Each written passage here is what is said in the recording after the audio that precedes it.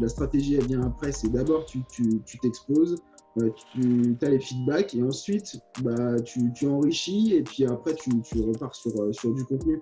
Vraiment, je trouve qu'on en fait trop. On en fait vraiment trop. On met pas assez l'accent sur la qualité. Et ça, je le vois sur toutes les personnes que j'ai entraînées. Et ils me font tous le même retour. Ils sont vraiment ils sont drivés par ce besoin de toujours en faire plus. Et encore une fois, ça revient sur l'essence même de l'escalade et la définition qu'on lui donne. C'est voilà, je pratique, je vais devenir meilleur. Ça marche, oui, c'est sûr. Mais il y a peut-être d'autres choses à faire.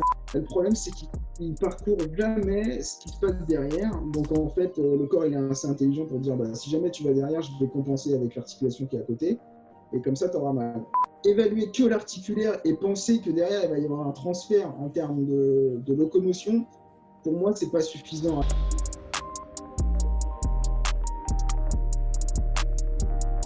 Bienvenue dans ce nouvel épisode. Avant de commencer, je voudrais remercier notre sponsor pour le podcast, Moxy Monitor. Si tu suis déjà mon travail, tu sais que le Moxy est un outil que j'utilise beaucoup pour effectuer des tests, mais aussi pendant les entraînements au quotidien. Pour ceux qui ne connaissent pas encore le Moxy Monitor, c'est un appareil qui utilise la technologie de la spectroscopie aux proches infrarouges, ou NIRS en anglais, pour mesurer la saturation musculaire en oxygène et le volume sanguin en temps réel. C'est un capteur non invasif qui se place sur la peau et peut être porté pendant tout type d'entraînement ou activité sportive. Les grimpeurs le portent sur leurs avant-bras, les joueurs de hockey sur la glace, les nageurs peuvent le porter dans l'eau. Je l'ai utilisé pour tester des joueurs de rugby, des athlètes de crossfit, des athlètes de sport d'endurance et bien plus. Le Moxy te permet d'individualiser les périodes de travail et de repos, d'optimiser la charge, les répétitions et les séries, d'identifier les seuils d'entraînement en temps réel et même de corriger les mouvements en fonction de ce que les données indiquent. Tu peux également utiliser le Moxy pour déterminer le facteur énergétique limitant d'un athlète ainsi que ses zones d'entraînement individuelles. Ce processus me permet de cibler le facteur limitant de l'athlète avec précision afin d'améliorer ses performances sans ajouter du volume superflu à son programme.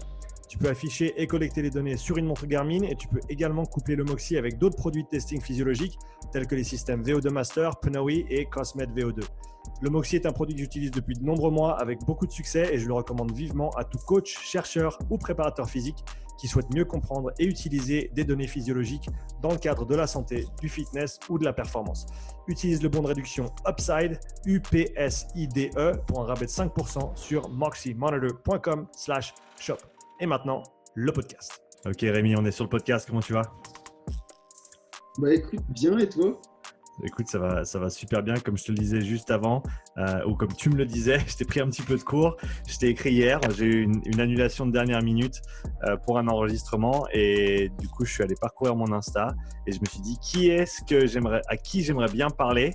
Et dès que je t'ai vu, j'ai dû voir un de tes posts ou une de tes stories et je te suis depuis un petit moment maintenant et je trouve que tu fais vraiment du super boulot. Tes posts sont toujours bien complets, sont bien organisés, plein d'informations super pertinentes. Donc, je me suis dit, allez, faut que je parle avec Rémi. Comment est-ce que tu as commencé à faire ces posts sur Instagram? Est-ce que c'est un truc que tu as fait intuitivement ou tu t'es un peu informé sur le sujet, sur comment faire, quoi faire, etc.?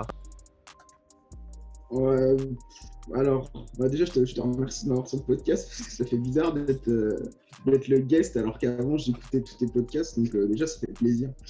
Voilà, après, pour donner un peu de contexte, moi, j'ai commencé à publier il y a même pas un an, je crois, il y a 6 mois ou 7 mois. Et c'était vraiment simplement pour partager, amener un peu la pierre à l'édifice parce que quand tu es dans ton petit monde et que tu dis que tu n'es pas d'accord avec le reste des arguments, personne t'entend en fait. Et des fois, c'est un peu frustrant parce que tu as l'impression d'avoir des solutions. Et je me suis dit, ce serait cool de partager, d'essayer d'aider en fait, avec le peu de moyens. Mais voilà, tu vois. Et puis donc, j'ai vite compris qu'il fallait passer par de la littérature, puis de l'empirisme. Donc, j'ai testé plein de trucs. Je me suis entraîné, j'ai fait plein de conneries. Et puis voilà, après, je me suis dit, ce serait cool de partager ça et essayer de vulgariser au maximum parce que je trouve ça hyper dur en fait d'essayer de vulgariser des thématiques qui ne sont pas forcément abordables quand tu n'es pas dans le milieu de la préparation physique. Et donc, c'est un challenge et c'est complémentaire par rapport à l'université parce que derrière, si tu es capable de vulgariser, c'est que tu as quand même bien emmagasiné le concept et tu es capable de le restituer facilement pour la communauté. Alors, bon, ça marche pas toujours. Des fois, je fais des trucs, ça ça marche pas parce que les gens, ils comprennent rien. Mais c'est pas grave parce que derrière, bah, tu dis, OK, bah, j'ai le feedback et bah, maintenant, je vais essayer de refaire un truc un peu plus digeste et puis voilà, que tout le monde puisse faire son truc sans forcément venir des sciences du sport ou de la performance, quoi. Ouais, donc c'est presque un effort bah, pour toi d'essayer de comprendre au travers de ton travail et enfin de comprendre si tu as bien compris au travers des autres, parce que si eux ils comprennent pas ce que toi tu dis, c'est que certainement tu l'as pas compris aussi bien que tu pouvais le comprendre.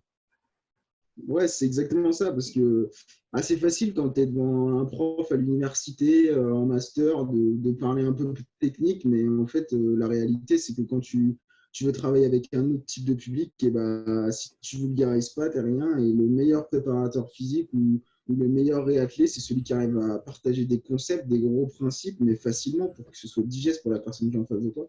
Et ça, bah, pour moi, c'est un skills, tu vois, tu es obligé de le pratiquer pour devenir bon là-dedans. Ouais, c'est comme tout, c'est cool que tu dises que tu fasses le parallèle, enfin, indirectement, mais tu fais le parallèle avec ce qu'on fait en termes de sport. C'est quelque chose que tu dois pratiquer et il n'y a pas de recette miracle. Et là, on parle un peu plus côté bah, tout ce qui est réseaux sociaux, marketing, etc. Mais il y a pas de, voilà, il faut juste cette recette-là, il faut la mettre en application. Non, c'est comment tu deviens bon à faire des bons posts Instagram. C'est que tu fais beaucoup de posts Instagram. Il y en a plein qui sont à Ouais, chier. c'est exactement ça. Et au final, c'est bah, comme tu dois faire des reps sur ton exercice pour devenir meilleur, faut faire des reps sur Instagram. Ouais, c'est ça, c'est de l'apprentissage moteur, hein. Moi, quand je revois mes premiers posts, j'ai honte, j'ai envie de les supprimer, mais je me dis ça fait partie du truc, quoi. C'est la trajectoire et Ouais. il faut accepter qu'au début, bah, ce soit nul, et puis bah, avec les feedbacks, bah, tu enrichisses un peu l'algorithme, tu vois, et que derrière, tu ressors des trucs bien mieux, quoi. Ouais. Et est-ce qu'il y a, et pour ceux que le marketing n'intéresse pas, vous êtes mal tombé parce que moi j'adore ça, même si j'en parle pas beaucoup. Est-ce que tu as peut-être des tips à partager au-delà de, voilà, fais du bon travail, fais bien tes recherches, essaie de bien vulgariser. Est-ce que tu utilises encore les hashtags? Est-ce que tu utilises des trucs comme ça? Est-ce qu'il y a des trucs, entre guillemets, qui marchent à l'heure Ouais, actuelle ouais. sur Insta? Ah, en fait, le truc, c'est qu'il n'y a pas de tricks, tu vois, il y a pas de tips ou de shortcuts, tu vois, tu vas pas prendre, je sais pas, de l'audience d'un coup. Euh, Enfin, je sais que par exemple, tu es, bien familiarisé avec Gary Vee et en fait, j'ai compris dès le début que ce qui était important, c'était non seulement la quantité, la fréquence et le partage en fait que tu fais avec l'audience. Et ça, c'est les trois piliers. Et après, le reste, c'est un peu du plus. Ouais, tu peux rajouter des hashtags si ça te fait plaisir, mais moi, je t'avoue que je les ai pas changés depuis le début et je pense que je les changerai pas parce qu'en fait, ça me barbe. Et puis, si j'en intéresse, tant mieux. Si j'en intéresse pas, bah, c'est le jeu, c'est comme ça. Et en fait, progressivement, tu vois que bah, tu intéresses de plus en plus de monde. Donc, il y en a qui partent, c'est logique. Mais il y en a qui t'intéressent et ça, c'est la communauté qu'il faut prendre. Donc, des tips, non, il faut juste commencer. En fait, faut passer, c'est ce que je dis, c'est ce que je dis récemment, je dis faut passer à l'action avant la stratégie. En fait, la stratégie, elle vient après. C'est d'abord, tu t'exposes, tu as les feedbacks et ensuite, bah, tu enrichis et puis après, tu repars sur du contenu. Et c'est comme ça. Donc, d'abord, faut tester et puis après, faut réévaluer et puis rebalancer comme un entraînement, en fait. C'est ça, ouais. Mets en application, regarde ce qui se passe, réévalue ton approche et va de l'avant comme ça. Rémi, tu viens de Ouais, quel sport, exactement. toi, à l'origine, ou quel sport tu as fait dans tes années Euh, formatrices? Ouais, alors j'ai fait pas mal de sports, j'ai touché à tout depuis que je suis tout petit. Alors j'ai fait pas mal d'escalade et beaucoup des sports nature en fait. Très peu de sports collectifs. J'en ai fait au début, bah, comme tout le monde, je suis passé par le foot parce que voilà. Mais ça m'a pas plu parce que voilà, les sports d'équipe, ça ne me convenait pas personnellement. Et donc je me suis orienté vers beaucoup d'escalade. J'ai fait pas mal d'escalade, j'ai fait de la course. J'ai fait du kayak, en fait, je fais plein de sports et ce que tu disais à habilité ouverte, en fait, c'était que il fallait être proche de la nature et c'était ça qui me drivait, quoi. J'adore ce genre de sport-là, quoi. Ouais. Et aujourd'hui, tu pratiques quel sport encore, on va dire, intensément ou sérieusement? Alors là, j'ai changé, je me suis mis récemment au vélo et à la course à pied. Je sais pas, là, j'ai une période, des fois ça fonctionne comme ça, et j'ai une période où là, je deviens complètement obsessif à chercher l'entraînement. Donc, je passe mon temps. à m'entraîner, à rechercher pour l'entraînement, essayer de comprendre comment ça marche. Le vélo, la course à pied, aussi un peu de triathlon parce que je m'intéresse à cette discipline-là. Et essayer de faire le tri en fait de toutes ces informations-là. Mais de base, ouais, j'ai fait pas mal d'escalade, donc ça me donne une bonne base, mais c'est des sports carrément différents, donc c'est complémentaire, quoi. Comment est-ce que tu es venu à coacher? Quel a été ton parcours pour arriver où tu en es aujourd'hui? Ouais, alors j'ai vraiment un parcours traditionnel, hein, il n'y a rien d'extraordinaire. C'est vraiment, j'ai fait une licence comme tout le monde en STAPS, ensuite je suis allé en master à Lyon, en préparation physique. Et puis le contenu des cours, hein, moi je ne suis pas là pour critiquer l'université, j'adore le contenu des cours, je trouve que c'est vraiment une base qui est solide et qui est importante à avoir. Mais à un moment donné, je me suis dit, en fait, si tu veux vraiment progresser dans ce domaine-là, il va falloir que tu ailles chercher les choses ailleurs parce que l'université, ça ne va pas être suffisant. C'est une très bonne base et je suis content parce que je continue encore à l'université. Mais je me suis dit, il va falloir aller chercher autre part. Donc, je suis allé faire des stages, que ce soit l'équipe de France d'escalade. J'ai pris encore une fois plein de choses, des choses qui allaient, d'autres qui n'allaient pas selon moi. Et puis, je me suis enrichi comme ça. Et puis là, début de l'année dernière, je suis rentré à la Fédé française de cyclisme et j'entraîne un athlète en particulier de haut niveau. Donc pareil, ça a permis d'enrichir encore ce que je connaissais. Et puis l'art du coaching, en fait, aussi, être capable de vulgariser, de faire comprendre des concepts. Puis voilà, puis encore à côté, j'ai travaillé dans des salles d'escalade et puis j'ai aussi fait du coaching. Et là, je viens de démarrer comme en business en réathlétisation, en fait, je fais pas mal de retours de blessures parce que je trouve que c'est quelque chose qui est intéressant, un petit peu délaissé.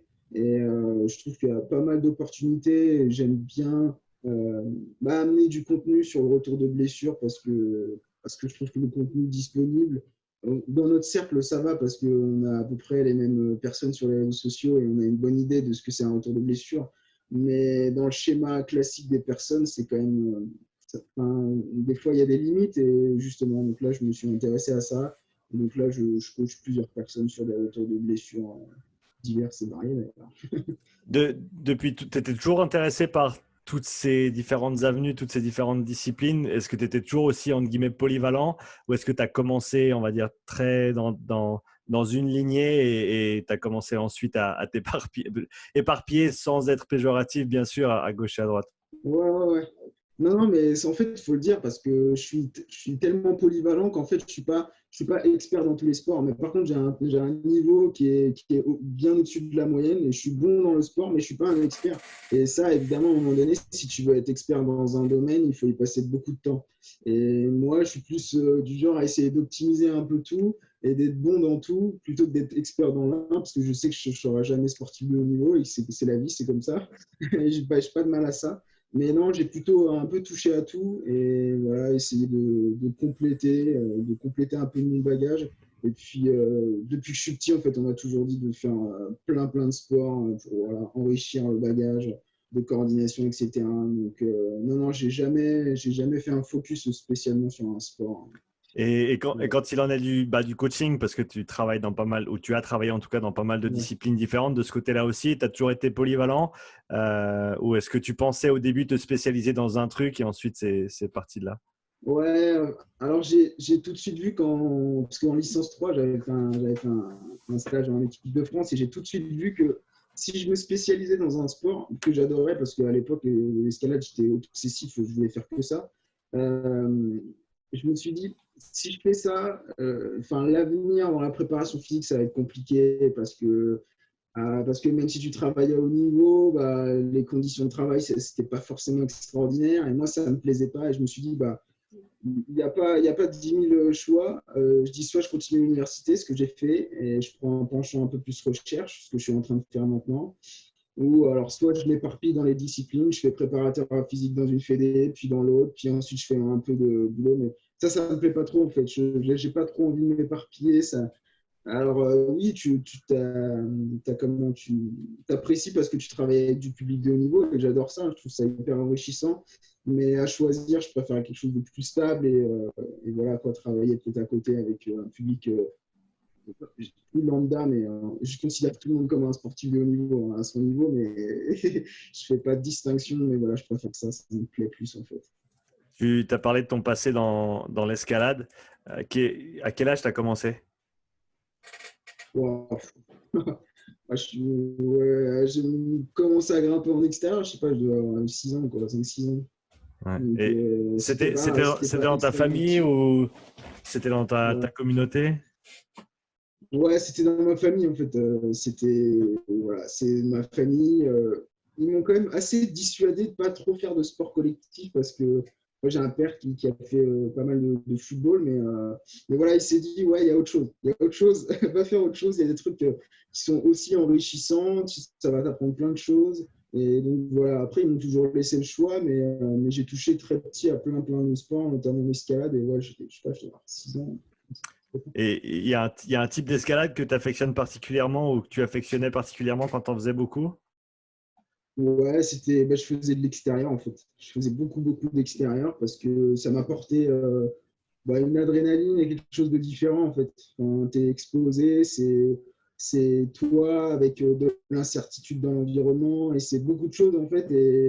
Et je trouvais que le cadre est très bien parce que c'était pas aseptisé, c'était pas dans une salle, il n'y avait pas de règles particulières, c'était toi et ton flow un peu. Et si tu fais une erreur, c'est une cheville ou c'est un truc, tu vois. Donc, t'as pas trop le choix et ça m'attirait en fait. Ça m'attirait pas dans l'exploit, dans la performance, mais dans se retrouver dans une tâche et une performance personnelle en fait. Mhm. Ouais, c'est vraiment ça que. Alors, je ne pratique pas l'escalade, je l'ai pratiqué quelques fois dans ma vie, mais j'ai vu plusieurs documentaires sur le sujet. Plus récemment, il y a celui qui est sorti, et tu me rappelleras le nom du C'est monsieur solo, qui ouais. est. Hein? Ouais, ouais, Alex Ono, ouais. c'est ça, ouais, qui a fait El Capitan en free solo, c'est comme ça que ça s'appelle? Ouais, c'est ça, ouais. Ouais. Pour ceux qui ne connaissent pas, tu peux expliquer ce que c'est le free solo et en quoi ça diffère des autres types Ouais. d'escalade. Ouais, alors en fait, ouais, c'est le solo intégral. En gros, c'est une escalade libre, sans aide d'aucun équipement, en fait. Donc, t'as pas de baudrier, t'as pas de corde, et c'est toi avec ton petit sac à magnésie, tes chaussons, et puis une voie de 2500 mètres qui t'attend, quoi. Donc, voilà, c'est bon. Après, le problème, c'est que sur la télé, on a tendance à montrer les extrêmes comme ça, et du coup, les gens ont tout de suite une perception de l'activité comme étant un truc de malade. Mais bon, avant de faire ça, il y a de l'escalade aussi bien plus classique pour tout le monde, hein. Mais le solo intégral, ouais, c'est ça. C'est grimper sans aucune aide, en fait. Sans aucune... Qu'est-ce que tu as pensé du documentaire? Ouais, j'ai trouvé, en fait, je trouve que c'est extraordinaire. Et puis, Alex Sono est extraordinaire. Pour moi, c'est l'athlète. Pour moi, c'est l'athlète de haut niveau. Enfin, pour moi, ce qui est le haut niveau, c'est ça. Après, bon, il y a plein d'autres choses, mais pour moi, c'est vraiment une prouesse sportive qui sera sûrement quasi jamais répétée, en fait. Et puis voilà, quoi. Enfin, le mec n'a pas fait ça pour le côté médiatique. Le mec, il a fait ça parce que c'était lui face à lui. Puis à un moment donné, il a senti un truc spécial et il s'est dit, il faut vraiment que je le fasse. Et il a demandé à personne. Le documentaire le retrace très bien. Et je trouve que c'est une histoire extraordinaire. Et puis, pour moi, le sport de haut niveau, c'est aussi ça, en fait. Ouais, il y a cet aspect psychologique, il y a cet aspect mental qui rentre en jeu et on ne sait combien, surtout sur des performances comme ça. Je pense que c'est une des choses qui m'a toujours fasciné avec l'escalade. Je me rappelle, étant plus jeune, j'avais regardé, il y avait plusieurs autres documentaires. Il y en avait un qui s'appelait, je crois, On the Edge.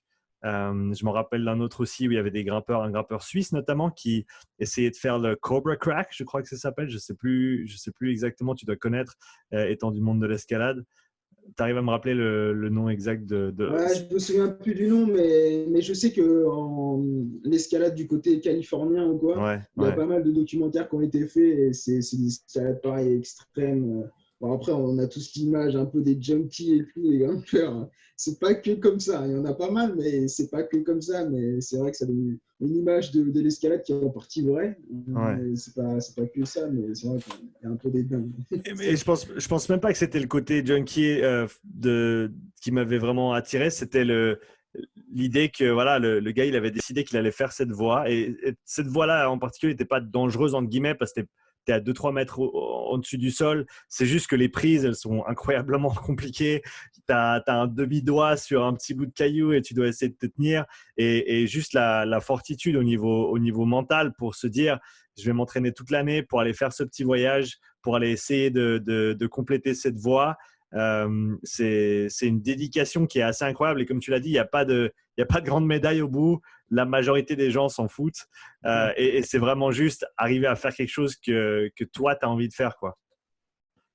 Ouais, c'est une satisfaction qui est personnelle, quoi. Moi, je connais plein de personnes qui sont pas du tout médiatisées, mais qui font des trucs pour eux sans le dire à personne. Et des fois, c'est vraiment de l'exploit, quoi. Si tu passes devant ça et tu te dis, ouais, le mec, il a fait ça sans corps, bah, t'es vachement étonné. Et pour moi, la performance sportive, c'est ça. Et puis, t'as pas besoin de le dire, en fait. Et c'est ça qui est souvent bien en escalade. Alors, évidemment, il y en a qui vivent, et donc qui sont obligés de médiatiser, mais il y en a d'autres qui font ça dans le plus grand des secrets. Et quand tu le sais, quand tu es un peu dans les petits papiers, bah, tu te dis en fait c'est extraordinaire. Enfin, c'est un exploit sportif. Ouais, ça me fait penser à Rodney Mullen, je ne sais pas si tu connais, un gars qui fait du skate et qui a des vidéos qui datent d'il y a 20 ans en arrière où il faisait beaucoup de flats où il était juste sur sa planche, sur un bout de goudron à plat et il faisait des trucs absolument incroyables avec sa planche. Tu avais l'impression qu'il la bougeait avec ses mains, mais il faisait ça avec ses pieds et il n'a jamais vraiment fait de compétition en fait. Il a toujours fait ça pour lui, très longtemps considéré comme un des meilleurs skateboarders, mais voilà, médiatisé, etc. Tout le monde le connaissait, mais ça ne l'intéressait pas de faire des compètes. Il faisait vraiment juste du skate Ouais. pour lui. Ouais, mais ça, moi, je trouve ça marrant, entre guillemets, parce que tu te dis qu'il a un talent, s'il le mettait au service de la performance et du haut niveau, il serait là-haut, mais c'est pas son choix, en fait, et c'est respectable, en fait. Et donc, tu as dit, tu as parlé d'avoir passé un petit peu de temps en équipe de France d'escalade. Par rapport à ton expérience avant ce passage dans l'équipe de France, qu'est-ce que tu as vu là-bas? Qu'est-ce que tu as rencontré? Qu'est-ce qui différait de ce que tu avais fait avant ou vu avant? Déjà, quand tu ouvres la porte quand même de l'équipe de France, bah, t'es content, quoi. T'es vraiment à là. C'est l'endroit où tout se passe, où tu as les meilleurs Français. Et donc, j'ai essayé. Moi, j'ai fait une modélisation un peu de la performance. J'avais fait une analyse un peu systémique de tous les facteurs de la performance. Quelque chose de plutôt pas très vague, en fait, hyper précis, une map, en fait. Et puis moi, j'ai essayé de comprendre.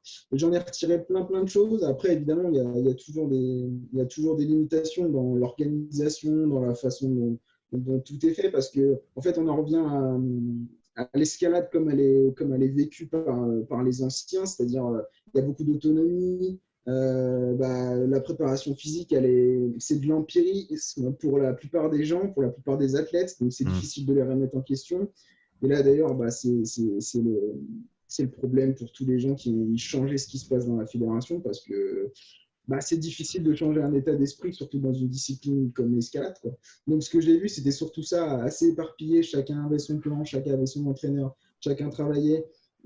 Après, donc, ils se retrouvaient et ça, c'était intéressant. Après, je sais pas, j'ai du mal parce que je sais pas justement ce que chaque personne fait et comment on pourrait optimiser en fait le travail de chacun parce que moi maintenant j'ai une vision un peu différente de la préparation physique et je me dis il y a vraiment des choses qui sont possibles mais ils sont tous à droite à gauche et on sait pas où aller quoi. Donc j'ai retenu ça. Après j'ai vu le préparateur physique, j'ai vu les contenus, il y avait des choses intéressantes. Voilà, je pense qu'il y a encore une courbe de progression, mais c'est intéressant de voir déjà qu'il y a des choses qui sont en place, quoi. Pour un grimpeur intermédiaire, voire avancé en termes de niveau, de ta perspective, de ton vécu, quels sont les plus grands trous que tu vois dans leur préparation physique de manière générale? Euh,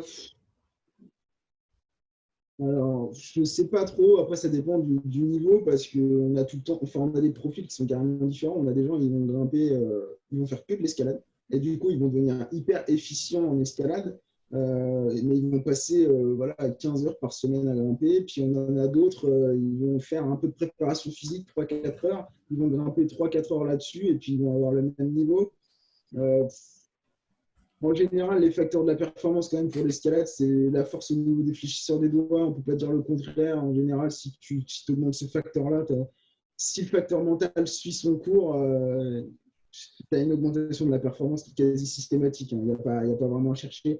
Après, pour moi, c'est le vrai facteur limitant. Après, essayer de regarder les ratios en termes de force sur les tailles de réglettes différentes. Mais en général, ce qui revient, c'est quand même ça, quoi. C'est le facteur de performance qu'on veuille ou non. C'est ce que la littérature a dit. Tu ne peux pas aller. C'est comme ça, quoi. Et donc, tu dis, si c'est quelque chose qui pêche un petit peu, entre guillemets, il suffit de l'entraîner et ça va avoir un impact positif sur la performance. Ouais, c'est ça. Après, bon, faut tout ramener par rapport à son contexte parce que si la personne elle a jamais fait d'escalade et tu lui dis on va faire de l'entraînement de force au niveau des fléchisseurs des doigts, bah, c'est peut-être sauter un peu les étapes, quoi. Donc déjà, tu regardes la personne grimper, tu vois qu'elle a un bagage technique de coordination, qu'elle sait se placer, qu'elle a une gestuelle, qu'elle a emmagasiné, elle a un bon répertoire de mouvements. Après, tu te dis, bon, bah là, maintenant, et c'est comme pour toi, à un moment donné, c'est le facteur limitant. Quel est le facteur limitant? Je travaille le facteur limitant.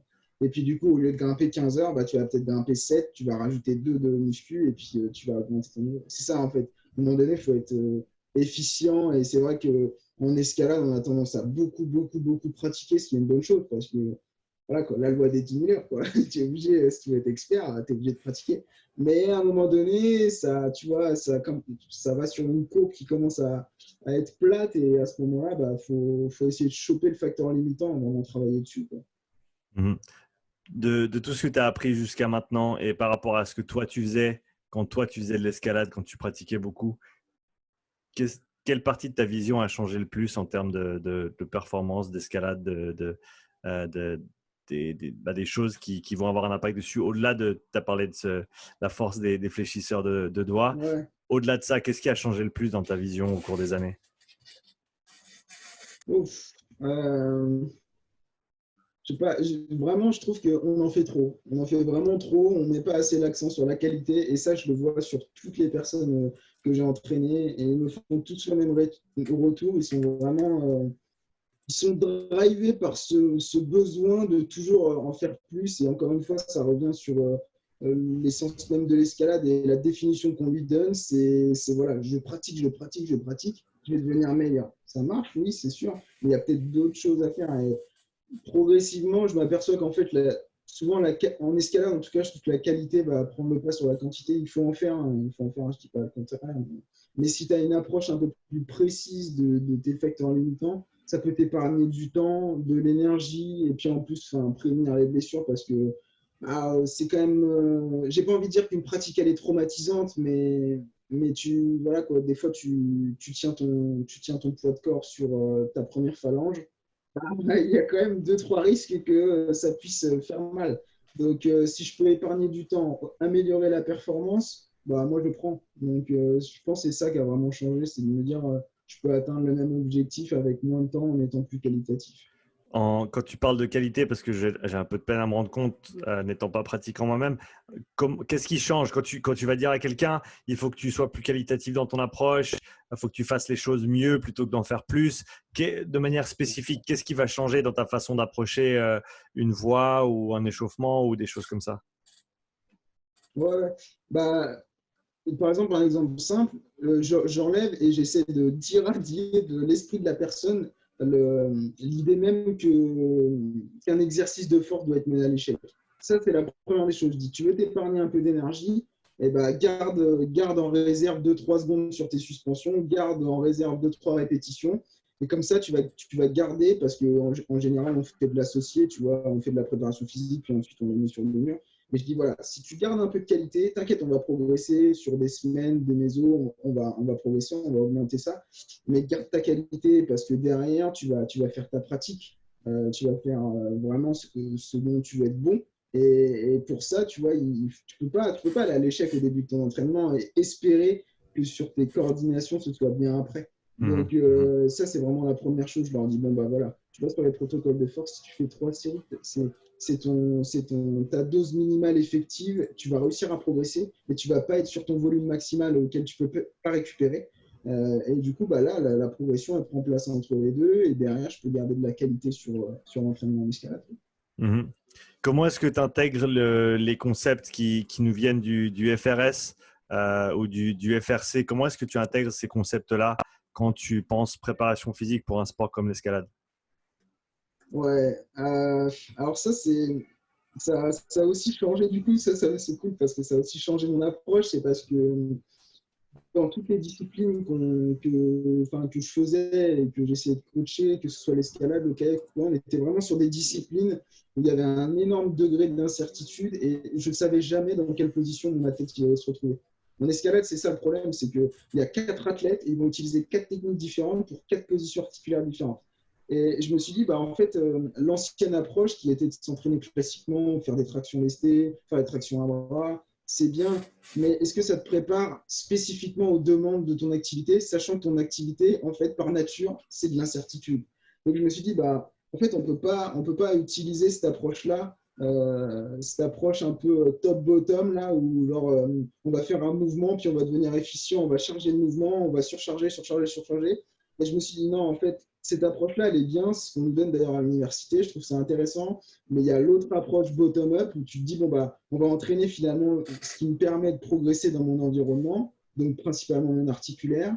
Et à partir de cette approche-là, du coup, bah, mon athlète sera adaptable. Et ça a changé parce que moi, avant, bah, je disais, bon, on va faire de la préparation physique, on va faire du classique, des suspensions, des tractions, et puis ensuite, tu vas aller faire ton activité. Mais maintenant, je me dis, bon, bah, finalement, pour que mon grimpeur soit efficient dans l'environnement dans lequel il effectue une tâche donnée, donc là, il y a la triade entre tâche, environnement et individu. Et ben, au centre de tout ça, dans l'interaction, tu vas avoir le mouvement qui va se créer. Mais mon individu, il faut vraiment que j'optimise les outils qu'il a, et les outils qu'il a, c'est ses articulations. Et c'est pour ça que l'approche FRC, j'ai trouvé ça génial pour toutes ces activités-là. Je ne l'utilise pas partout. Je trouve qu'il y a des limites, surtout pour les disciplines type locomotion et course à pied. Mais pour l'escalade, je trouve que c'est vraiment bien parce qu'on a tendance à utiliser beaucoup de mouvements en chaîne ouverte. Et puis voilà, il faut avoir un contrôle et il faut avoir un contrôle sur les fins d'amplitude. Et bah, ça, FRC, c'est ce qu'ils vendent. Hein. Donc je l'ai pris, je l'ai intégré. Donc après, tu évalues ton athlète, tu regardes les déficits articulaires, tu travailles les déficits articulaires, tu continues d'intégrer dans des patterns qui sont globaux. Et ensuite, tu lui fais faire son activité. Et pour moi, c'était la recette, c'est une des recettes gagnantes, entre guillemets, de prépa. Tu peux expliquer la différence entre un exercice en mouvement chaîne ouverte et chaîne fermée? Ouais, en gros, très simplement, quand tu es rattaché au sol, ça va être en chaîne fermée et quand tu vas avoir un membre qui va sortir du sol, tu vas être en chaîne ouverte, tout simplement. Et effectivement, le système FRC travaille beaucoup, et ça, on l'a vu, c'est pas une mauvaise chose, mais travaille beaucoup en chaîne ouverte. On a tous l'image du 90-90 au sol où tu fais ta rotation interne du pied, voilà. Ça, c'est de la chaîne ouverte parce que tu vas lever le pied. Mais ce qui me dérangeait aussi dans cette approche-là, ce qui était intéressant pour l'escalade, mais ce qui me dérangeait pour les autres activités, c'est qu'on perdait un référentiel et notre référentiel terrestre. Et des fois, pour l'escalade, ce n'était pas trop un problème. Effectivement, on a le référentiel terrestre qui est le mur, mais ce n'était pas aussi important que quand tu t'adresses à un coureur qui constamment va accumuler de l'impact sur du plat et va utiliser sa locomotion, quoi. Donc ça, c'est la différence entre chaîne ouverte et chaîne fermée. Et c'est pour ça que j'utilise en escalade. En fait, c'est un outil qui est extraordinaire. Il y a des articulations en particulier qui demandent à être travaillées un petit peu plus que les autres en escalade? Ouais, alors les épaules et les hanches, pour moi, c'est la base. Parce qu'après, bon, on pourrait rentrer dans les spécificités des articulations comme le genou et le coude et tout ça, tout a besoin de mobilité, mais c'est vrai que les épaules, on a tendance, en fait, les grimpeurs travaillent beaucoup dans le plan, ils ne traversent jamais le plan frontal, ils sont toujours dans le plan sagittal, en fait, donc tu les vois de côté. Et le problème, c'est qu'ils ne parcourent jamais ce qui se passe derrière, donc en fait, le corps, il est assez intelligent pour dire, bah, si jamais tu vas derrière, je vais compenser avec l'articulation qui est à côté, et comme ça, tu auras mal. Et du coup, on met le paquet sur la mobilité, on met le paquet sur des rotations qui sont perdues, donc sur de la flexion, sur de la rotation externe. On met vraiment le paquet parce qu'on se dit, bah, faut éviter, parce que déjà, bon, il y a des compensations dans l'activité qui sont efficientes et que tu es obligé de faire. Hein, voilà, si tu fais un petit valgus du coude, c'est parce que c'est plus pratique pour toi de le faire. Mais il faut être sûr que sur ces articulations-là, les épaules et les hanches, il y a quand même des gros degrés de liberté. Chez le grimpeur, on a tendance à mettre beaucoup de talons. Et en fait, on va utiliser majoritairement les rotations externes de hanche, mais tous les grimpeurs ont perdu leur rotation interne. Et c'est intéressant de rétablir un peu ça pour éviter en fait, le phénomène de sursollicitation. En fait, parce que si tu es constamment dans la rotation externe, ça veut dire que, entre guillemets, tu as un peu perdu ta capacité à aller dans ta rotation interne et de faire le parcours entre les deux. Et si tu perds ce parcours-là, bah, pour moi, tu vas sursolliciter ta rotation externe et possiblement la sursollicitation est blessée. Donc, c'est vraiment les deux articulations. C'est la hanche et les épaules, les deux. Est-ce qu'il y a, tu as parlé d'autres sports un peu plus, entre guillemets, chaîne ouverte qui peuvent bénéficier de cette approche-là? Est-ce que tu en as en tête deux, trois sports avec lesquels tu utilises encore pas mal ces principes de FRS, FRC? Alors, je ne le coache pas, mais je sais qu'en kayak, par exemple, si j'avais vraiment des… Alors, bon, ça dépend de quel type d'activité. Hein. Si, par exemple, on fait du rowing, je ne sais pas. Tu vois, si on fait de l'aviron, pardon. Si on fait de l'aviron, peut-être que ce serait un petit peu différent parce qu'on a quand même une suite de mouvements qui est assez similaire. En revanche, en kayak, surtout sur des disciplines comme de la rivière ou de la descente ou quoi, tu peux tomber à tout moment et tu peux tomber dans n'importe quelle position articulaire au niveau de l'épaule. Tu peux tomber avec une épaule qui est décrochée derrière. Tu peux tomber un peu partout. Et ça, pour moi, ce serait indispensable de travailler spécifiquement l'épaule et aussi le coude aussi, pour le coup. C'est des disciplines toujours des disciplines en fait où il y a un gros degré d'incertitude et tu ne sais pas dans quelle position tu vas te retrouver. Mhm. Est-ce que tu as des spécialités en termes de réathlétisation? Est-ce qu'il y a des sports ou certaines blessures avec lesquelles tu traites plus souvent que d'autres? Alors, j'ai pas mal de grimpeurs du coup. C'est récurrent, c'est tout le temps au niveau des doigts en fait. C'est ça, hein, c'est qu'à un moment donné, peu de prévention est fait et du coup, en fait, les gens se blessent naturellement au doigt. J'ai beaucoup de grimpeurs. J'ai aussi pas mal de coureurs, mais ça, c'est souvent les deux disciplines. Après, j'ai des personnes qui font de la musculation en général qui ont des douleurs, mais chez les grimpeurs, c'est souvent les doigts, c'est souvent les coudes, c'est souvent les épaules, un peu le bas du corps quand même. Mais voilà, c'est toujours sur du distal en général, c'est au niveau des phalanges. Donc voilà, il faut avoir une approche assez spécifique de la pathologie. Mais c'est ce qui ressort, quoi. Chez les coureurs, bah, c'est le genou, quoi. C'est le genou. On a aussi, j'ai eu pas mal de problèmes au niveau du pied aussi. Bah, ça m'a permis de compléter avec d'autres approches.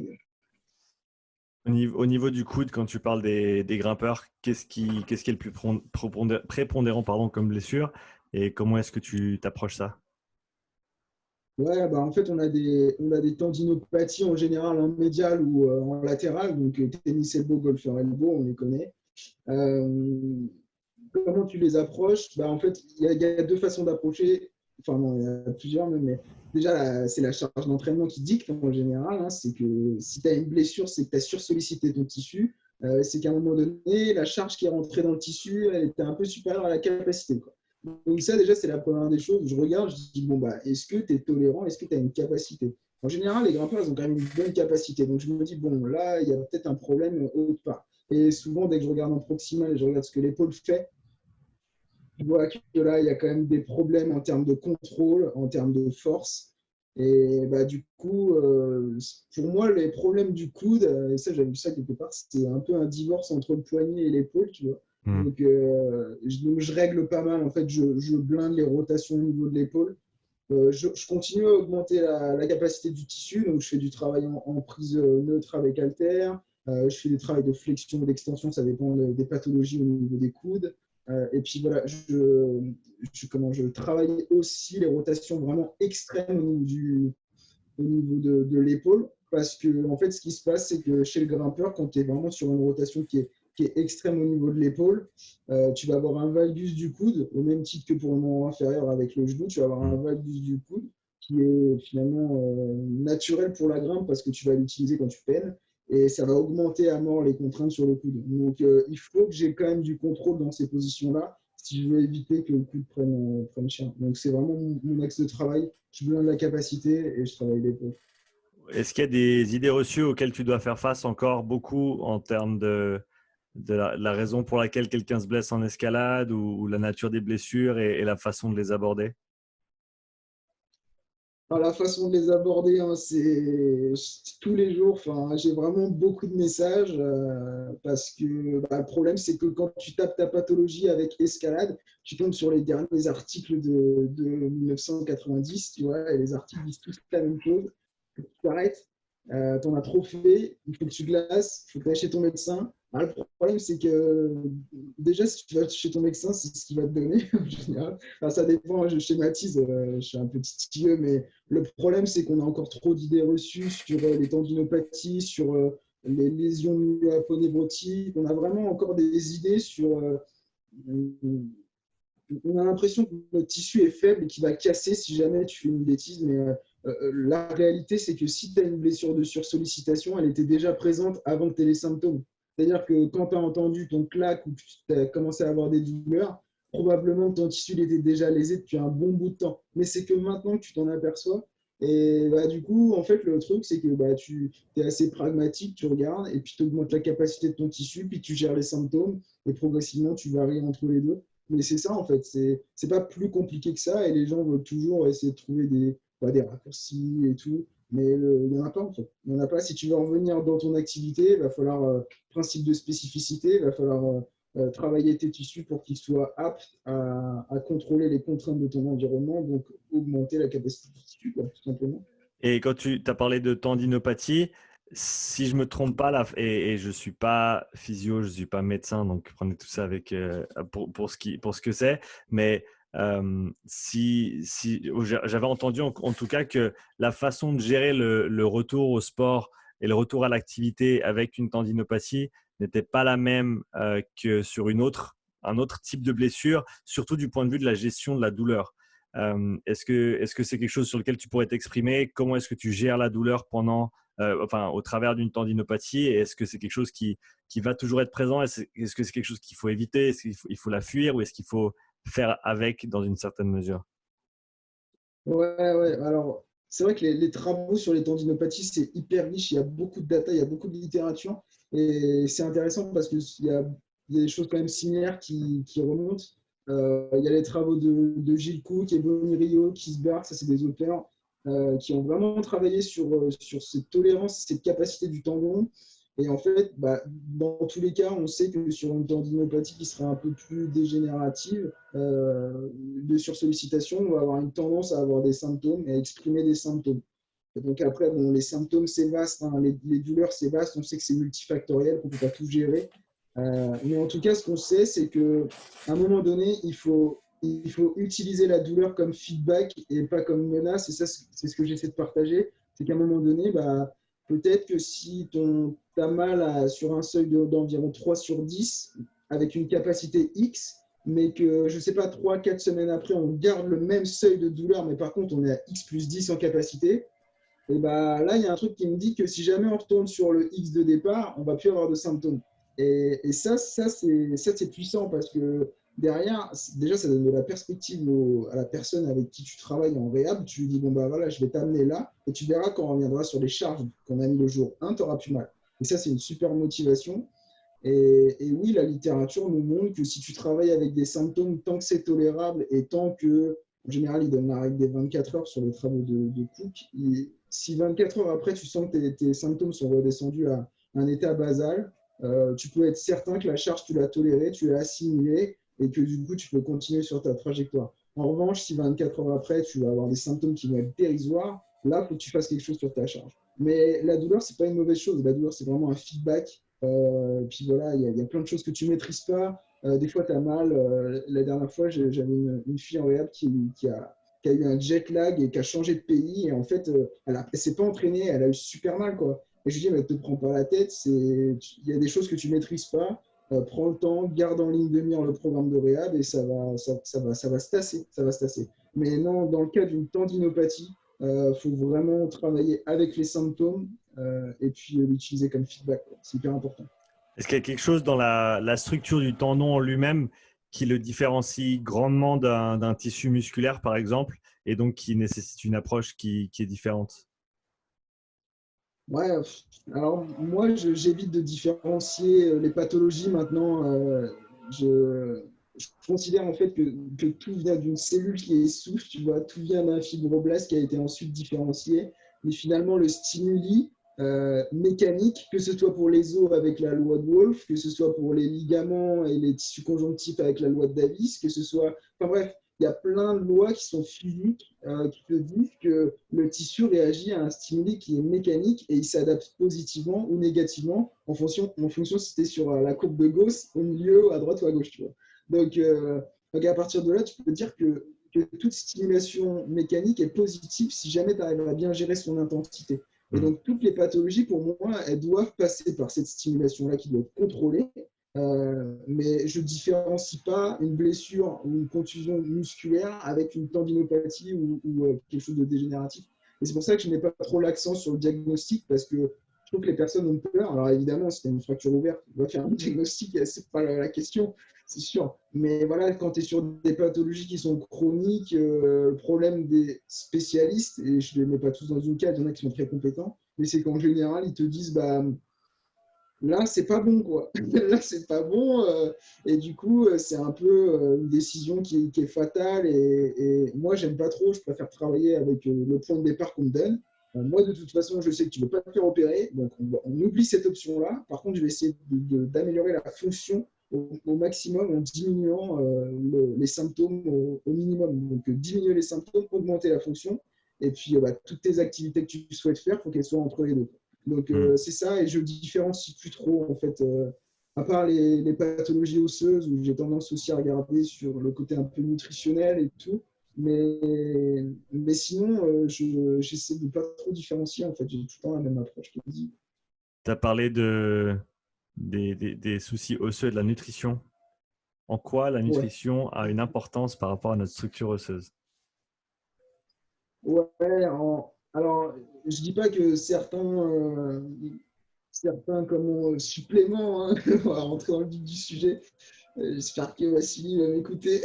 Non, mais en fait, je dis pas qu'il y a des déficiences précises qui vont mener à une dégénération osseuse, mais c'est vrai Hmm. sur du chronique. Et puis ça, tu as eu un podcast récemment sur la triade de l'athlète, je crois, il me Mhm. semble. Et ça, c'est quelque chose qui ressort quand même grandement. Et c'est vrai que sur du chronique, si tu as un déficit calorique qui est prolongé, bah, tu vas avoir une baisse de la récupération. Après, c'est une cascade de conséquences.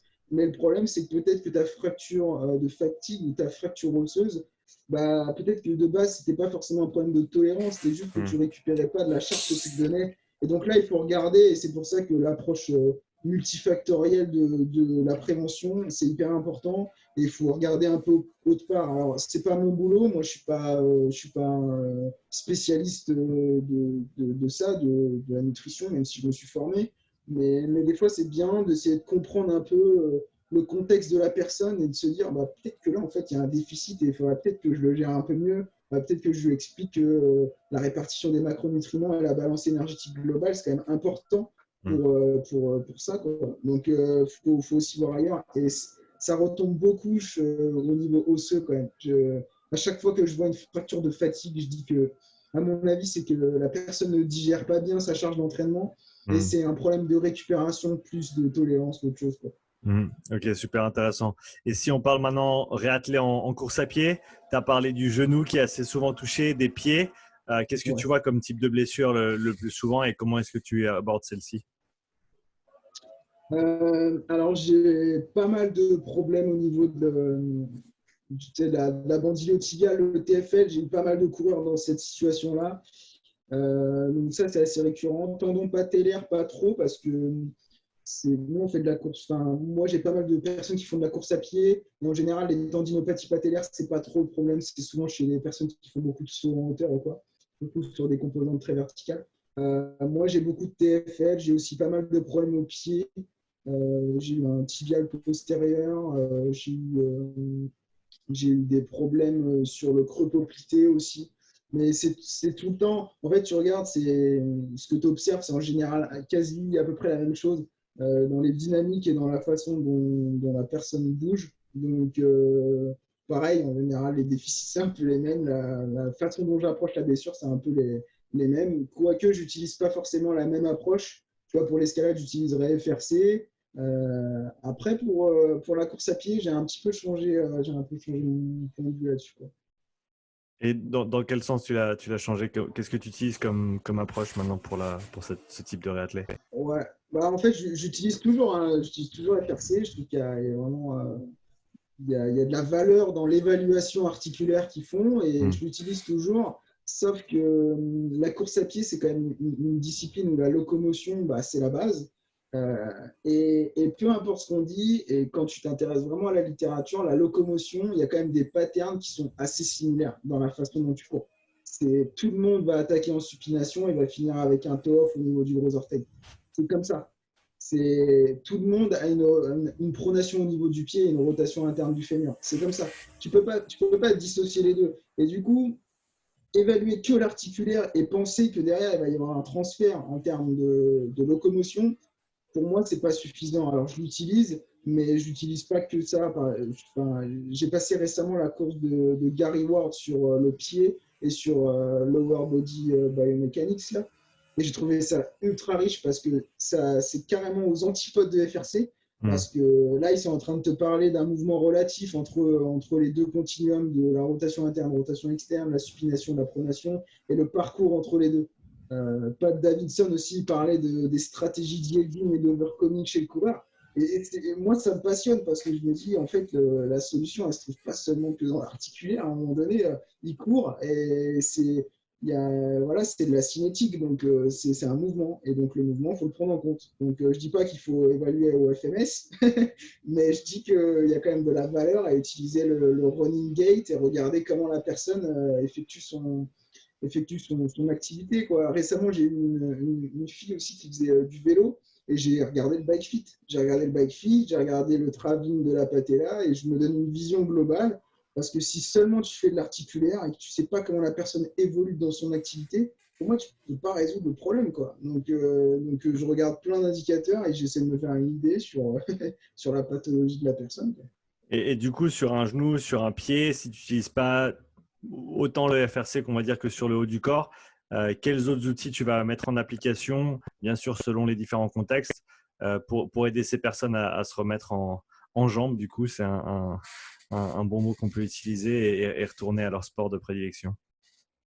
Ouais, ouais, alors bah déjà, moi, je mets gros paquet sur le verbatim. J'essaie vraiment quand je fais un entretien avec une personne, j'essaie d'aller vraiment au fond des choses, de voir quel mouvement est provocatif. Parce qu'en général, quand tu sais, voilà, as mal quand tu fais de la corde à sauter, tu as mal derrière au niveau du mollet, tendinopathie d'Achille, c'est fortement possible, quoi. Voilà, j'essaie d'avoir vraiment une vision globale et déjà, ça me donne mon orientation générale de travail et je sais quasi, enfin, pas à tous les coups, mais en général, j'ai une bonne idée du tendon qui est dans le jeu, ou en tout cas du tissu qui est dans le jeu, quoi.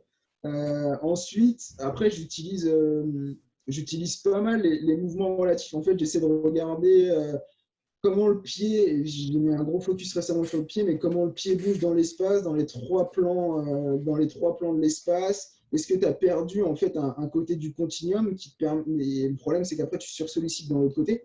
Voilà, j'essaie de voir un peu. Donc, j'utilise toujours FRC. Pour donner un exemple concret, j'utilise FRC pour l'inversion et l'éversion de la cheville en chaîne ouverte. Donc là, ça me donne déjà une bonne idée de ce que la personne fait. Et ensuite, je regarde au sol le passage de la supination à la pronation et je regarde si l'affaissement de l'arche plantaire se fait bien. Et si je vois qu'en en fait, il y a un problème là-dedans, j'ai même pas besoin d'aller autre part. Je dis, bon, bah, déjà, je vais restaurer ça et je travaillerai sur la capacité du tissu par la suite. Parce qu'il y a un truc, c'est que l'approche de se dire toujours plus de capacité, c'est à sa limite à un moment donné. Parce que si la personne, elle bouge mais mal, bah ouais, tu peux toujours augmenter. Et c'est ça, la littérature sur les tendinopathies, des fois, c'est un peu réductionniste parce qu'ils sont là en disant, bah, isométrie, heavy slow resistance, ouais, c'est cool, tu vois, ça marche. L'excentrique, ça marche, on sait. L'hypertrophie en série, ça marche. Le problème, c'est qu'à un moment donné, si tu n'as pas une vision de la chaîne cinétique dans son global, bah, pour régler une pathologie, c'est compliqué, quoi. Donc, je regarde beaucoup au niveau de la hanche et du pied sur les problèmes de genoux. Là, je suis en train de continuer un petit peu sur. Je ne suis pas expert là-dessus, hein, mais je suis en train de regarder les logiques de compression et d'expansion. Pat Davidson, il en parle très bien. Et les stratégies en fait que les gens mettent en place avec l'antéversion, la rétroversion du bassin. J'essaie d'un peu de comprendre et de tout mêler là-dessus parce que je pense que le rôle et l'impact du pelvis et de la hanche sur le pied, il est fondamental, quoi. Donc j'essaie de relier un peu les deux, j'essaie d'avoir une vision entre FRC, Gary Ward sur le pied, ensuite je fais des cars au niveau des genoux pour voir s'il y a un déficit, et puis je mélange tout ça et j'essaie de chercher une solution, et puis dès que je trouve une ligne de mire, j'attaque, et après, avec le feedback, je réajuste. Ouais, c'est super intéressant ce que tu dis. J'ai fait un live il y a 2 heures en arrière avec Fred Kos et Kevin. Et je ne sais pas si tu as eu l'occasion Okay. de jeter un petit coup d'œil, mais on a passé un bon moment sur cette idée capacité tissulaire contre bioméca. Ouais, Euh, j'ai entendu, ouais. et donc, c'est cool de t'entendre rebondir là-dessus. Ça fait une troisième voix sur la question. Donc, c'est super intéressant. Et comme tu disais, Pat Davidson parle très, très bien de ces concepts qui, si je ne me trompe pas, à origine de Bill Hartman, je vais dire son nom Ouais. comme je sais le dire. Donc, Non, pour ceux qui sont ouais. intéressés, allez checker l'épisode 150 du podcast avec Bill Hartman et que Pat Davidson et Ouais, j'ai beaucoup d'autres écouté. références aussi. Ouais, et comme tu dis, c'est d'essayer de comprendre ces stratégies. Enfin, l'idée de base, c'est qu'on a un grand sac de fluide et que c'est notre façon de gérer les différentes pressions et ces différents liquides et volumes qui nous permettent de bouger. On n'est pas des poulies avec des bras de levier. C'est pas aussi simple que ça. Ouais, Euh, exactement. mais encore une fois, ça rajoute un degré de complexité parce que voilà, tu n'as plus 3 plans de mouvement avec tes poulies et tes points d'attache, etc. Maintenant, c'est un système complexe qui travaille dans tous les plans en même temps. Tu as un seul plan techniquement. Mais voilà, sans trop se perdre là-dedans, c'est vraiment fascinant et c'est cool de voir que tu essaies de relier tout ça. Je pense que l'intersection entre les différents points de vue et les différentes disciplines, c'est là où la magie se fait en général. Et c'est chouette d'entendre comment dire ça, tes réflexions sur le sujet. Pour continuer là-dessus et parler de quelque chose d'un petit peu plus général, on va dire, comment est-ce que toi tu abordes les nouvelles informations quand tu essaies d'apprendre quelque chose, soit tu prends un cours, tu regardes une vidéo, tu vois un truc qui peut-être que tu n'avais pas encore sur ton radar, que tu ne connaissais pas encore, comment est-ce que tu l'envisages, comment est-ce que tu le juges, comment est-ce que tu peut-être par la suite l'intègres ensuite?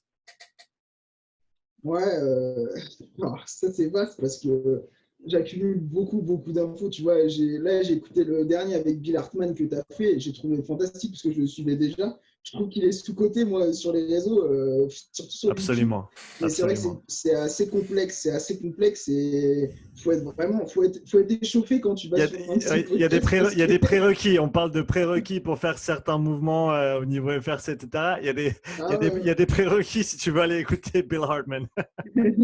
Je suis obligé de le mettre en 0,5 en vitesse parce que sinon, des fois, je ne chope pas tout. Ouais, ouais, c'est clair. Mais c'est hyper intéressant. Et là, je compte d'ailleurs acheter les boucles de Pat Davidson parce qu'il faut vraiment lâcher. Donc, ouais, j'essaie d'avoir vraiment une vision. Moi, j'aime bien la vidéo, j'aime bien l'écoute. Euh, et puis, bah, je suis sur les réseaux comme tout le monde. Donc, dès que je vois quelque chose, dès que je vois quelque chose d'intéressant, j'essaie de comprendre pourquoi ça marche. Je sais que tu as interviewé David Gréréable, je le trouve hyper intéressant. Je trouve qu'il a vraiment des fondements qui sont intéressants, donc qui rejoignent un peu des fois PRI et tout. Mhm. Mais j'essaie de comprendre, tu vois, il parlait de France Bosch et de la co-contraction au niveau ici aujourd'hui et solaire. Je vais voir France Bosch, j'ai lu son bouquin. Ensuite, je vais voir Jack Toura, que tu as interviewé aussi. Jack Toura, lui, c'est tolérance du tissu, tendon patellaire. Donc, j'ai acheté son e-book, je l'ai lu. Et en fait, j'essaie au maximum d'enrichir le truc. Et des fois, il y a des trucs, ça me convient pas. Tu vois, je trouve que l'approche, des fois, PRI, avec vraiment les asymétries, en mode tu dois vraiment faire pronation, enfin fessier droit, pronation, pied droit. Des fois, je trouve que ça va trop loin. Donc, je dis, bon, là, faut pas que j'aille aussi loin que ça. Je vais Mhm. revenir un peu aux bases. Bill Hartman, tu vois, je trouve que c'est vraiment au centre un peu. Je m'enrichis de ça. Et puis, bah, j'écoute plein de choses, quoi. J'écoute sur l'énergétique Evan Pecon, tu vois. Enfin, d'utiliser toutes les plateformes disponibles, la littérature qu'on a, et puis faire le tri, quoi. Donc, j'ai pas trop de tips. Et donc, tu ratisses large pour faire simple et je pense que c'est le meilleur moyen d'avoir une bonne vue d'ensemble. Quand tu parles de faire le tri, comment est-ce que toi tu effectues le tri une fois que tu as on va dire, absorbé ces différentes informations? Comment est-ce que tu le mets ensemble? Est-ce que tu écris? Quel est ton processus d'apprentissage une fois que tu as trouvé l'information que tu cherchais, on va dire? Ouais, moi, j'ai pas trop de processus. Ça m'arrive vraiment sur des podcasts où je sens qu'il y a un truc que j'ai pas saisi. En général, je marque le timestamp et je dis là, faut que j'y revienne, parce que j'ai rien compris. Ça m'arrive pas mal de fois avec les podcasts d'Evan. Des fois, ça va trop loin, trop vite et je peine. Donc, j'essaie de noter un petit peu au minimum. Après, bon, voilà. Je pense qu'il y a vraiment une valeur à avoir une base et je trouve que l'université nous la donne parce que sans base, tu n'es pas capable de nuancer en fait une autre chose, un autre concept parce que du coup, on ne peut pas sauter les étapes, il faut la base. Il faut l'ancien modèle des systèmes énergétiques pour comprendre le suivant. Sinon tu es là, tu ne comprends pas, tu ne peux pas nuancer. Donc ouais, c'est souvent là-dedans, c'est dans cette nuance-là que j'arrive à intégrer les choses et à me dire, bon, bah, en fait, ouais, ce système énergétique-là, il est pas intéressant parce que, et puis après, je relis. Après, je note pas tout, mais j'enregistre des podcasts que je trouve hyper intéressants, je les garde sous la main, quoi. Mhm. Et quand tu parles de recherche, tu as dit que c'est quelque chose dans lequel tu te plongeais un petit peu plus. Dernièrement, comment est-ce que tu lis les papiers? Est-ce que tu parcours les abstraits, tu trouves des trucs intéressants, après tu vas creuser? Est-ce que tu lis tous les papiers en entier? Est-ce que tu prends des notes? Quelle est ton approche par rapport aux études de manière générale? Ouais, ouais, bah, après, moi, un passé, petit passé, mais j'ai fait de la recherche pendant 2 ans. Moi, j'ai fait vraiment du labo, enfin, du labo. J'ai fait de la biomécanique, mais du coup, j'ai compris comment vite lire en travers, hein, en diagonale, un papier scientifique, en retenant un petit peu, en lisant bien les statistiques, en comprenant les protocoles, est-ce que c'était fiable. Et du coup, ça m'a vraiment donné une capacité à aller sur PubMed, à sélectionner les mots-clés et tout de suite choper de l'information qui était plutôt bonne. Et ça m'a vraiment formé et je suis content d'être passé par là pour réussir à vite distinguer le moins bon ou le peu potable en termes de statistiques, en termes de fiabilité. Et voilà, donc en général, je fais ça. Mais après, je vais voir des blogs, je vais voir plein de choses. Des fois, il y a un blog qui est ultra moche, mais je sens qu'il y a un truc qui est intéressant là-dedans. Il y a deux, trois références. Alors ouais, c'est peut-être pas super beau, mais par contre, j'ai l'impression que le mec, il s'y connaît quand même. Donc j'y vais, je lis, et puis j'assimile, je prends les liens, je vais rechercher, et puis voilà, quoi, ça se fait de fil en aiguille, hein. J'ai 40 onglets ouverts sur mon ordi comme tout le monde, et j'ai pas envie de les quitter. Ouais, et peut-être dans le cadre de la façon dont tu approches un papier, une étude, qu'est-ce qui te permet de juger de la qualité de ces choses-là? Tu as parlé des stats. Est-ce qu'il y a des choses que monsieur tout le monde peut, ou monsieur, pas monsieur tout le monde, mais monsieur qui n'a pas tes compétences en termes de recherche, qui peut extraire ou sur lequel on peut se focaliser afin d'avoir un meilleur point de vue sur ce qu'on lit et ce qu'on va potentiellement juger comme information? Ouais, bah, je pense que c'est une bonne question parce qu'on n'a pas tous envie d'aller dans les statistiques et regarder les P supérieurs à 0,01, on s'en fout un peu, quoi. Donc, je pense en fait, il faut accumuler pas mal de littérature sur un sujet précis. Et moi, je suis pas contre lire les abstracts. En fait, je lis les abstracts, je lis les conclusions. Et si je sens vraiment qu'il y a un truc qui est intéressant, je vais aller plus loin, mais je peux très bien me satisfaire de ça. Et si sur la globalité de toute la littérature que tu regardes, il y a vraiment un truc qui ressort dans tous les abstracts et dans toutes les conclusions, c'est qu'en général, il y a quand même une probabilité que ce soit vrai. Donc, il n'y a pas besoin de prendre un papier, de le lire ligne par ligne, de surligner. Oh non, c'est barbant, puis c'est long, quoi. Il y a des méta-analyses de 60 pages. Non, je pourrais te faire ça. Ça, c'est le boulot d'un thésard, mais voilà. Donc, non, je pense que si déjà on s'arrête à l'abstract, déjà si on a la démarche d'aller dans un papier scientifique, de l'ouvrir, de regarder l'abstract, de regarder la conclusion, déjà, moi, je trouve que ça donne une bonne idée de comment ça marche, ta thématique, quoi. Donc, moi, je dirais juste tout ça, quoi. Et tu parles de l'apprentissage permanent. Comment est-ce que toi, tu te remets en question pour pour pas tomber peut-être dans des travers de certitude. Je sais que c'est comme ça que ça marche, donc j'y vais pied au plancher sans penser à deux fois. Qu'est-ce qui te permet de te remettre en question dans ce processus d'apprentissage continu? Ouais, c'est marrant parce que tout à l'heure, Cass, c'est ce qu'il disait. Moi, j'hésite tout le temps, tous les jours. Et le truc, c'est que c'est ça, en fait, c'est ça. Et pareil, Bill Hartman, sur la fin de ton podcast, il disait, moi, ce qui me biaise le plus, c'est moi-même. Et c'est intéressant parce que en fait, tu te dis que la plus grande limitation de ce gars-là, c'est lui-même parce qu'il est tellement ancré dans sa façon de voir le mouvement que c'est difficile de s'en détacher. Et moi, j'essaie au maximum de m'en détacher parce que si tu rentres à fond dans un truc, dans un système et tu te dis ça, ça va guérir le cancer, non, c'est pas vrai, tu vois, c'est faux. Donc, il faut vraiment se nourrir. Et moi, j'ai tendance à regarder, c'est limite si je me force des fois à m'abonner à des comptes, à quand même consommer le contenu. Et puis, je sais qu'à un moment donné, il y a un truc qui va me dire, oh, faut que tu ailles voir quand même, parce que c'est intéressant. Donc, non, je me dis jamais qu'il faut que je m'arrête sur un système spécifique. Donc, euh, donc ouais, il n'y a pas trop de secrets, il faut se remettre en question et puis écouter plein de choses. Vu que tu as vécu dans ces deux mondes-là, tu y vis encore. Si on parle de recherche et de terrain, à l'heure actuelle, pour toi, quels sont les déficits de l'un et de l'autre vis-à-vis de son contrepartie et comment est-ce qu'on peut essayer de les réconcilier? Ouais, c'est bien que tu aies dit le mot réconcilier, parce que c'est la guéguerre en fait. Et moi, ça m'agace parce que les gens. Moi, je suis suisse. Non, c'est Comme ça. tu disais que les Suisses, nous, on est Suisses. Nous, on ne veut pas la guerre. Nous, on veut que tout le monde soit content ensemble. Alors, il faut réconcilier. Non, mais c'est marrant parce que moi, j'ai fait de la recherche. Alors, je suis allé jusqu'au plus grand stéréotype de la recherche, donc des gens qui n'ont jamais fait de sport de leur vie, mais qui sont bons en programmation. Mhm. Je suis allé sur le terrain, j'ai vu des gens qui étaient totalement empiriques et qui faisaient que par rapport à leur expérience, et du coup, c'était des brutes. Et je me dis, mais personne ne peut faire un juste milieu là-dedans. Alors, est-ce qu'il n'y a pas moyen quand même de concilier les deux, d'avoir une approche un peu multifactorielle, de faire la relation entre les deux et de se nourrir des deux? Mhm. Alors, je disais qu'il y avait un gap entre la recherche et le terrain, parce que c'est la réalité. Quand tu t'intéresses au papier, on va donner l'exemple des systèmes énergétiques, mais la technologie NIR, ça est là depuis un bout de temps, hein. Mhm. On sait Ouais, très c'est bien clair. que ça désature rapidement. Et le truc, c'est que pourquoi dans les contenus de l'université, ça marche pas? Peut-être que parce qu'ils sont pas forcément là pour tout nous donner, c'est ça. Mhm.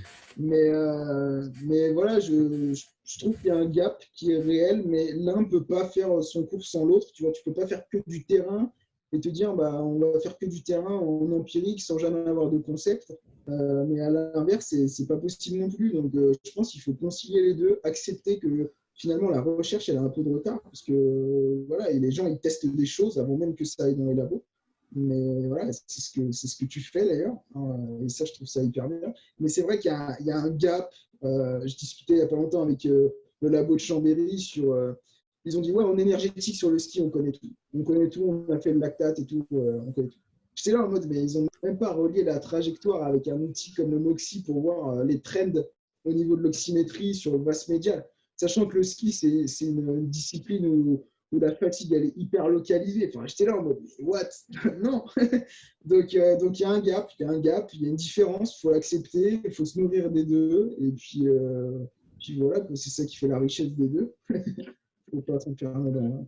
Et pour les coachs qui sont peut-être un petit peu plus côté terrain, un petit peu moins côté recherche, qui ont peut-être moins de connaissances, qui n'ont simplement pas fait de recherche, dans ce domaine-là, qu'est-ce qu'eux peuvent faire de manière pratique pour essayer comme tu as dit, de renforcer ce lien, de faire cette réconciliation, ou en tout cas d'y contribuer d'une manière ou d'une autre, même s'ils n'ont peut-être pas toutes les pièces du puzzle pour connaître parfaitement les deux côtés? Ouais, c'est une bonne question. Bah, il faut s'enrichir de la manière la plus ludique possible, j'ai envie de dire, parce que c'est hyper important. Je sais que tout le monde n'a pas envie d'aller sur PubMed ou Google Scholar. Voilà, tout le monde n'a pas le même hobby que moi, donc ça, je comprends. Après, voilà, par exemple, tes podcasts, tu as des guests hyper qualifiés. Bon, d'accord, des fois, c'est en anglais, c'est peut-être pas abordable pour tout le monde, mais tu en as aussi en français avec des personnes hyper compétentes. et tu t'enrichis sur des concepts, tu essaies d'aller plus loin. Après, si tu veux être bon dans un domaine qui est la préparation physique, il va falloir aussi aller chercher. Donc, il faut accepter que tout ne vienne pas et d'aller chercher un peu les données. Donc, je pense que les réseaux, c'est vraiment un bon moyen si tu arrives à faire le tri quand même et de suivre les bons comptes pour trouver de l'information assez rapidement sur des sujets et puis des concepts modernes, quoi, la préparation physique comme on a envie de l'avoir. Mhm. Non, je pense que tu as tout à fait raison et c'est un bon petit tip pour les coachs pour, comme tu as dit, essayer de lier les deux et faire en sorte qu'on puisse tous avancer, apprendre et s'améliorer. Rémi, pour ceux qui seraient intéressés à en apprendre un petit peu plus sur toi, où est-ce qu'on peut retrouver ton travail? Principalement Instagram en fait, parce que je ne suis pas actif. Il faudrait que je sois peut-être plus actif sur les autres réseaux, mais principalement Instagram avec rémi.rvt. Voilà. Après, on a un podcast avec Alexis Beck, un pote. Donc, vous pouvez le retrouver sur toutes les plateformes. C'est Move More Podcast. Et puis, voilà. Quoi. Après, les gens, s'ils veulent m'envoyer un message, ce sera quasiment tout le temps sur Instagram. Je suis assez actif dessus. Super, donc vous l'avez entendu, allez suivre Rémi sur Instagram, allez checker son podcast aussi. Rémi, merci encore d'être venu sur le podcast. Ouais, je te remercie. Allez, à plus. Allez.